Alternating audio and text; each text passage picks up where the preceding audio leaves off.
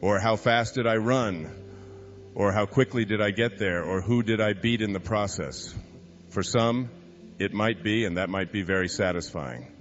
But on a much higher level than that, the answer to that question for me is in looking at the lives of people like Christ, who was perhaps the most influential person ever to live on our planet, ever to be on our planet. Muhammad, Buddha, spiritual masters who were leaving a message about the power of the human mind.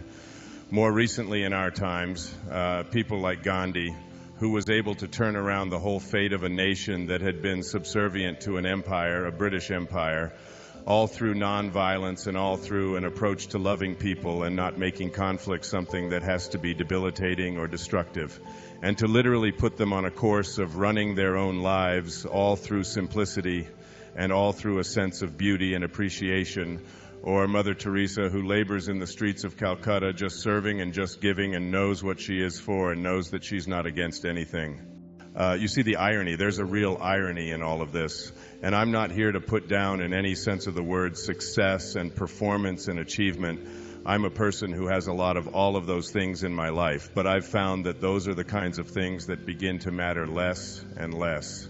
And they show up more and more in your life when you find yourself getting more tuned into something much beyond all of that. It's like a knowingness. It's like creating a sense of what I'm here for, how I'm going to live this life that I have and doing it in the service of others, maintaining a sense of spirituality about yourself, maintaining a sense of compassion and caring and love and decency for everyone that you meet, treating conflict and difficulties that come your way not as something for which you have to win or to master, but in fact as opportunities for you to see how you can transcend these things and not to have to use hatred and anger and bitterness and beating somebody else down in order to get to this higher place. It's very much a place of peace. And it doesn't mean abdicating your role in life. It doesn't mean that you can no longer be an architect or that you can't be a salesman or whatever it is that you choose to do for a living. It's much beyond that. It's the way that you are, not what you're getting out of the way that you are. It's that wonderful work of art that your life becomes, that you begin to see that I can make my life unfold exactly the way the universe unfolds, with a real sense of perfection and harmony and peace for myself. And the more I do that, the paradox is that all of the things that I chased after so hard and so diligently show up in your life in just the right amounts. It's an attitude of knowing, of surrendering not to anyone, but surrendering from the things that most of us are pursuing all of our lives. Where we get on that stress-filled fast pace, I have to achieve, I have to perform, I have to succeed, I have to become number one, I have to beat everybody else in order to prove myself. You begin to develop an inner sense of harmony, that those kinds of things are very low-level determiners of what kind of a human being you're going to be.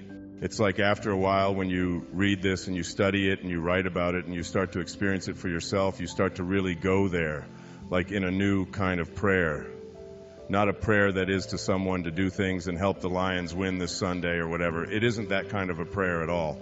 And you begin to experience, and all of a sudden you start saying, you know what these people have been saying for centuries is true. I mean, it's really true. That's the first experience I ever had with that. It was just alarming. My sister-in-law, Marilyn, was driving on the Lodge Freeway in Detroit with her husband, my brother, and their 3 children in the back seat. Now, she is a hardcore linear left-brain skeptic. Okay, worse than any banker could ever be. All right, and any accountant. All right, I mean, you had to show me, otherwise it doesn't exist for her. Medicine was her model. Anything that has to do with the mind, very skeptical. This car jumped the guardrail on the other side on the southbound and landed right in her face at 60 miles an hour. She saw the wheels coming and land right there. Every bone in her face was broken. Her kidneys were punctured. She had internal bleeding and was in intensive care for 13 weeks. They took her into the hospital unconscious, and no one thought that she was going to survive the night. She was really in bad shape, and they performed surgery on her for 14 hours. There was a team of surgeons, 6 of them, and they were talking during the surgery. As you can imagine, for 14 hours you would be talking. My sister-in-law reported to me in 1971 when I was 31 years old and just sort of starting on this path that she watched the entire surgery. She said, Wayne, you're the only person, you're the only weird one in the family. All right, and you're weird enough to believe this. You know, and it's true, I am, because when I even worked with the mental patients and doing my postdoctoral stuff, they all got together on my birthday. These were the real heart.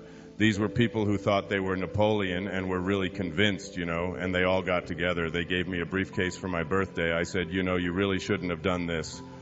And they said, oh, we like you better than all the other doctors. I said, really, why? And one woman said, why? She said, you're more like one of us. You know, what's that? So anyway, Marilyn said to me, Wayne, she said, what happened is that I left my body. She said, I went up to the corner of the room. I was surrounded by this light, and I was in the presence of God.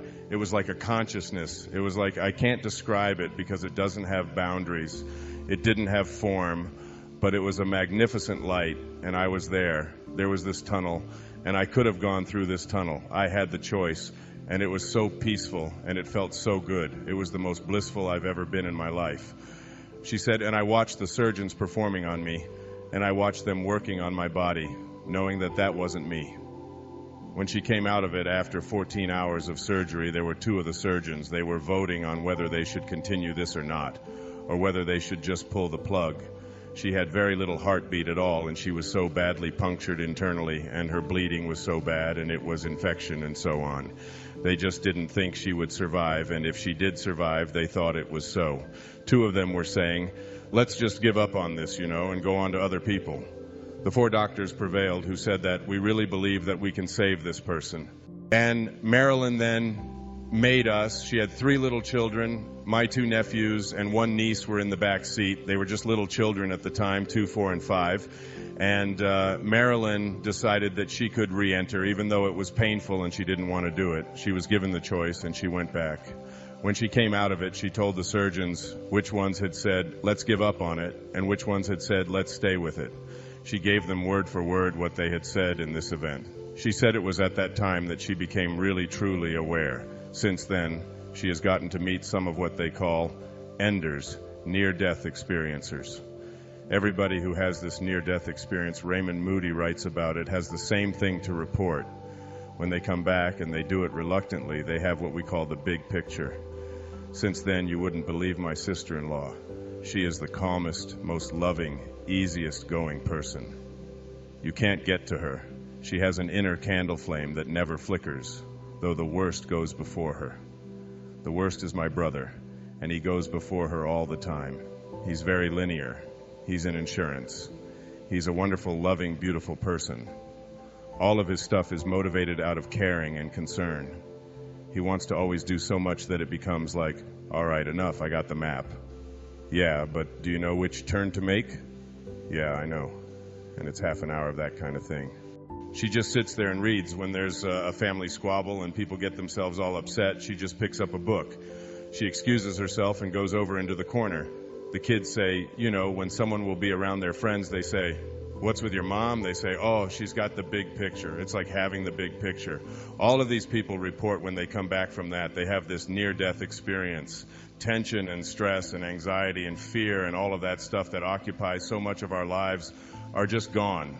It's just not a part of the consciousness any longer. My suggestion is that we don't have to have that kind of traumatic event happen to our form to understand the universal principles. We can surrender to them and make them work every day in our life. We don't have to go there. We can unmuddle all of this metaphysical psychobabble